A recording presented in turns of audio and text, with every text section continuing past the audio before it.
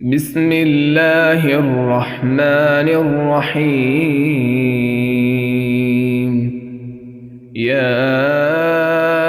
أيها المزمل قم الليل إلا قليلا نصفه أو انقص منه قليلا أو زد عليه ورتل القرآن ترتيلا إنا سنلقي عليك قولا ثقيلا إن ناشئة الليل هي أشد وطئا وأقوم قيلا إن لك في النهار سبحا طويلا واذكر اسم ربك وتبتل إليه تبتيلا رب المشرق والمغرب لا إله إلا هو فاتخذه وكيلا واصبر على ما يقولون واهجرهم هجرا جميلا وذرني والمكذبين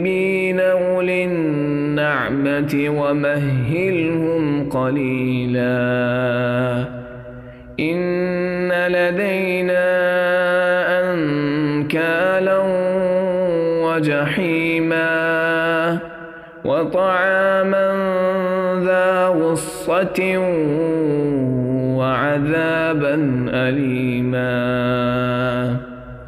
يوم ترجف الأرض والجبال وكانت الجبال كثيبا مهيلا إنا أرسلنا إليكم رسولا شاهدا عليكم كما أرسلنا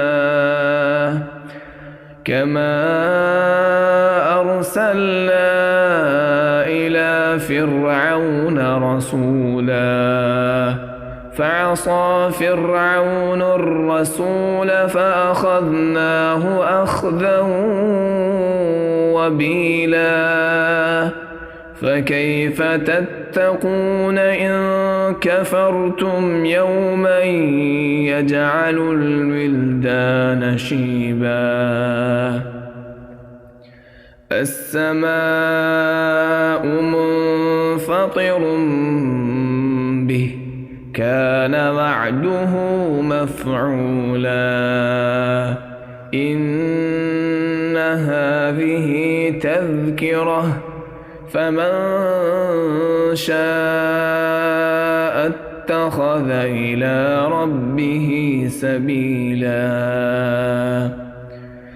إن ربك يعلم أنك تقوم أدنى من ثلثي الليل ونصفه وثلثه وطائفة من الذين معك والله يقدر الليل والنهار علم أن لن تحصوه فتاب عليكم فاقرؤوا ما تيسر من القرآن علم أن سيكون منكم مرضى وآخرون يضربون في الأرض يبتغون من فضل الله وآخرون يقاتلون في سبيل الله فاقرؤوا ما تيسر منه وأقيموا الصلاة وآتوا الزكاة وأقرضوا الله قرضا حسنا وما تقدموا لأنفسكم من خير تجدوه عند الله خير تجدوه عند الله هو خيرا وأعظم أجرا واستغفروا الله إن الله غفور رحيم.